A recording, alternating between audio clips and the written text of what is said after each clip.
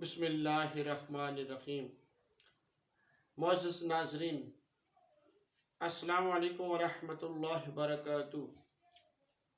فہیم احمد صابری حاضر خدمت ہے۔ ناظرین محترم، آج میں آپ کو اردو کے عظیم شاعر میر تقی میر کے حوالے سے کچھ بتانا چاہوں گا۔ میر صاحب 1721 عیسوی میں آگرہ میں پیدا ہوئے اور آپ کے والد کا نام میر متقی تھا۔ آپ کے والد ایک انتہائی متقی، پاکیزہ اور نیک باز شخصیت تھے۔ آپ کے منہ بولے چچا تھے سید امان اللہ۔ حقیقت یہ ہے کہ میر صاحب کے جو چچا ہیں سید امان اللہ، وہی ان کے گارڈین تھے، کیونکہ ان کے والد تو ہر وقت ریاضت میں اور مختلف مراقبات کے اندر مشغول رہتے تھے، اور سید امان اللہ جو بنیادی طور پر ان کے والد کے مرید بھی تھے، انہیں اپنے ساتھ جگہ جگہ لے کر جاتے تھے۔ میر صاحب کی عمر ابھی 5 سال تھی کہ ان کی والدہ کا انتقال ہو گیا۔ جب میر صاحب 9 سال کے ہوئے تو میر تقی میر کے منہ بولے چچا یعنی سید امان اللہ کا بھی انتقال ہو گیا۔ یہ اپنی جگہ بہت بڑی حقیقت ہے کہ میر کو سید امان اللہ کی موت کا حد سے زیادہ دکھ ہوا، کیونکہ اگرچہ سید امان اللہ ان کے والد تو نہ تھے، لیکن والد جیسے تھے وہی ان کو جگہ جگہ لے کے جاتے تھے، گھماتے پھراتے تھے اور ان کی دل لگی کا سامان باہم پہنچایا کرتے تھے۔ چلو خیر، جو سید امان اللہ کی وفات کے بعد ان کے والد ان کے لیے سہارا تھے۔ اگرچہ وہ اس طرح سے ان کا ساتھ تو نہیں دے پاتے تھے، لیکن والد بہرحال والد ہوتا ہے، اور 11 سال کی میر ہوئے تو ان کے والد میر متقی بھی وصال فرما گئے، وہ بھی اپنے رب کے پاس چلے گئے۔ میر تقی میر کو اس کے بعد اپنے سوتیلے بھائی حافظ محمد حسن کے پاس رہنا پڑا۔ یہ ایسا زمانہ تھا کہ جب ہر طرف غربت تھی اور اکانومی سمجھیے کہ کولیپس ہی ہو چکی تھی، تو حافظ محمد حسن کے پاس یہ رہتے تھے، لیکن یہ محلے میں کہیں سے روٹیاں بھی لایا کرتے تھے۔ جس گھر میں یہ روٹی لینے جاتے تھے وہاں ایک لڑکی جو ان سے عمر کے لحاظ سے بڑی تھی، وہ انہیں اپنے پاس بٹھاتی اور کہتی کہ آپ چکی پیسو۔ آپ چکی پیستے، آٹا بنتا، روٹی بنتی، اور پھر آپ کو وہاں سے آنے کی اجازت مل جاتی۔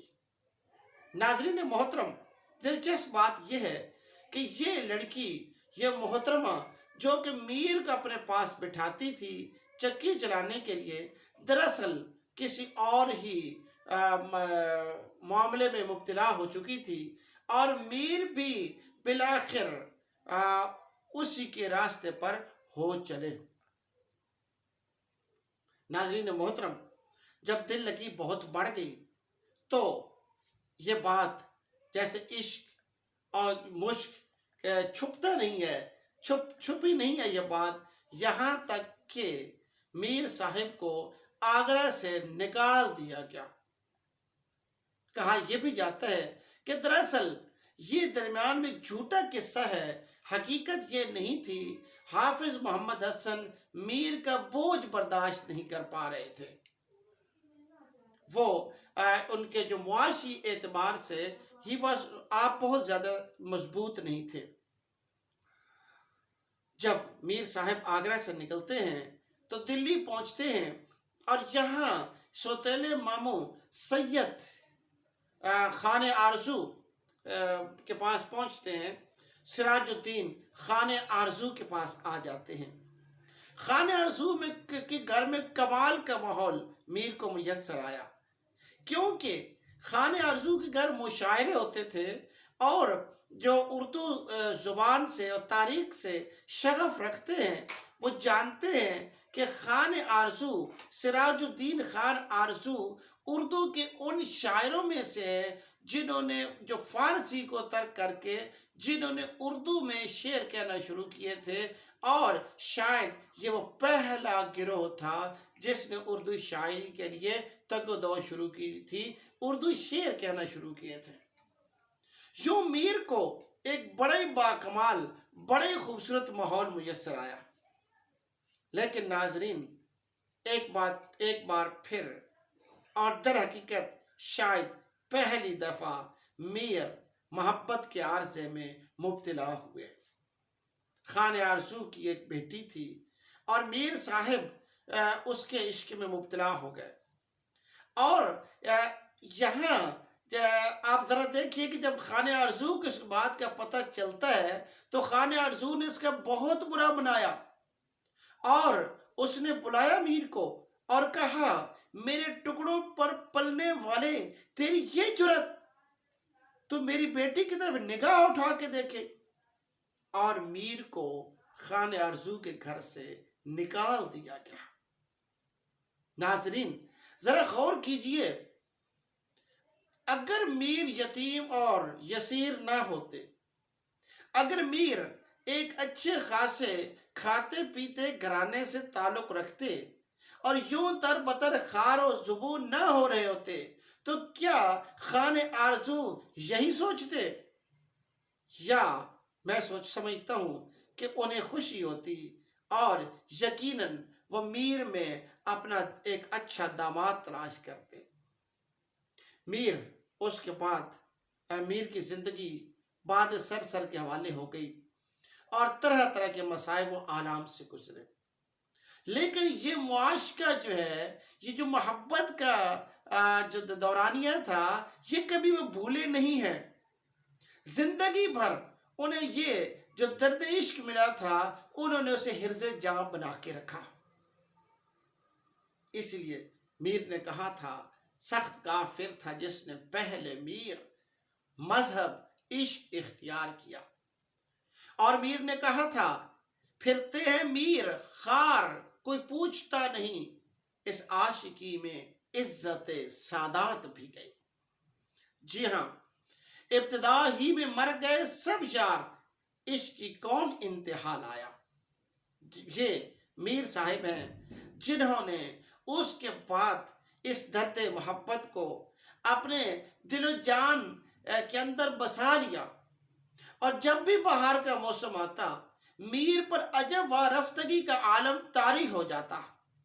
मीर साहब के ऊपर बेहोशी के दौरे पड़ते, उन्हें फूलों में, पत्तों में, हर कहीं पतियों में, गुलाबों में, चौदहवीं के चांद में, हर जगह महबूब की शक्ल नजर आती।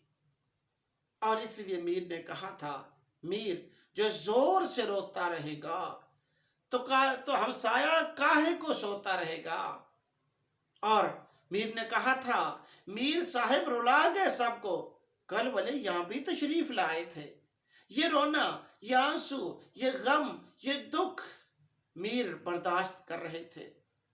और मीर के ऊपर अजब हैरत का और दर्द का और गम का जमाना बीत रहा था। और उसके बाद एक दफा यूं हुआ कि मीर के वालिद की एक मुरीद ने जब मीर का यह हाल देखा तो उसने सोचा कि ये तो मेरे मुर्शिद का बेटा है, इनको लेकर वो हकीम के पास गई। और हकीम साहब ने दवा देने के साथ साथ मीर को 40 दिन तक अंधेरे कमरे में रखने का भी बता दिया। और मीर साहब को अंधेरे कमरे में बंद किया गया 40 दिन तक।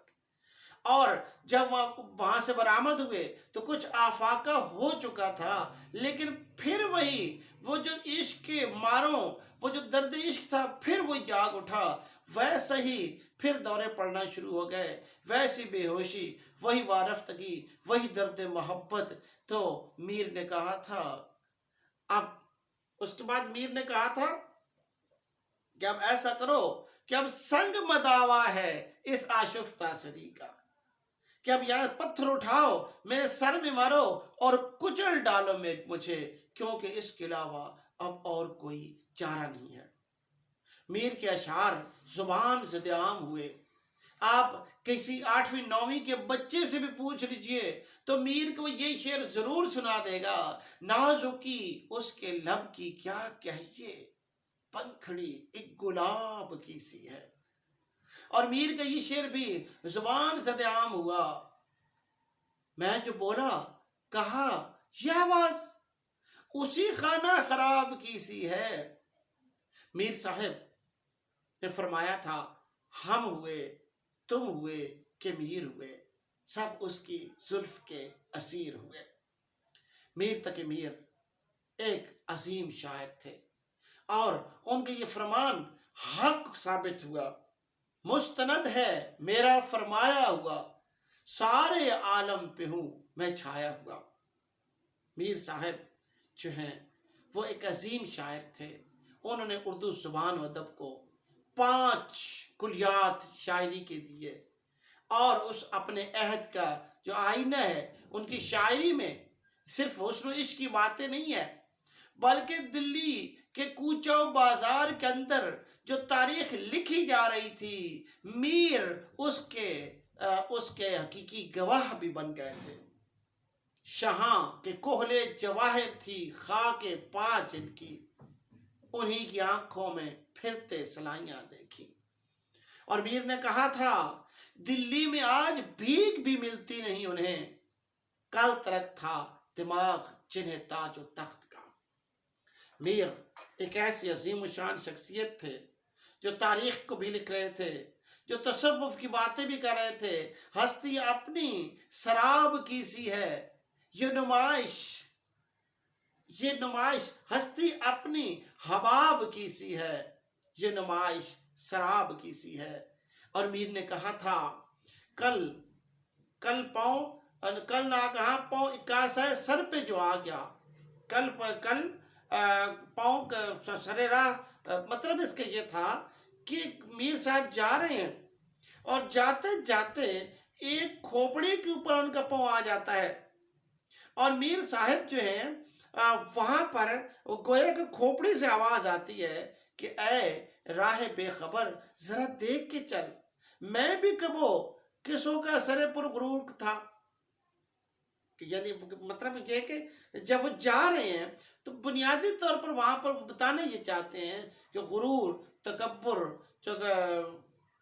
یکسر و استخاں شکستوں سے چور تھا۔ میں کہنے لگا دیکھ کے چل اے راہ بے خبر، میں بھی کبھو کسوں کا سر پر غرور تھا۔ تو بنیادی طور پر میر کے ہاں تصوف بھی ہے، میر کے ہاں بے ثباتی اور دنیا کی فنا پذیری کے موضوعات بھی ہیں، عشق و محبت کی باتیں بھی ہیں، تصوف بھی ہے، غور و فکر بھی ہے، اور دلی کی تاریخ بھی ہے۔ میر تقی میر بلا شبہ خدائے سخن ہے۔ ناظرین محترم، ویڈیو لمبی ہوتی جا رہی ہے، میں اتنا ہی میر کے بارے میں آپ سے پھر کسی اور وقت پر میر کے حوالے سے ہم بات اٹھا رکھیں گے۔ میر ماضی پرست شاعر، میر اداس شاعر، میر اپنے عہد کا بہت بڑا شاعر، اپنے عہد کا نمائندہ شاعر۔ اگر میری ویڈیو پسند آئی ہو تو آپ اسے سبسکرائب کر لیجئے۔ اللہ تعالیٰ سے دعا ہے کہ ہم سب پر اپنا فضل و کرم فرمائے۔ اللہ نگہبان۔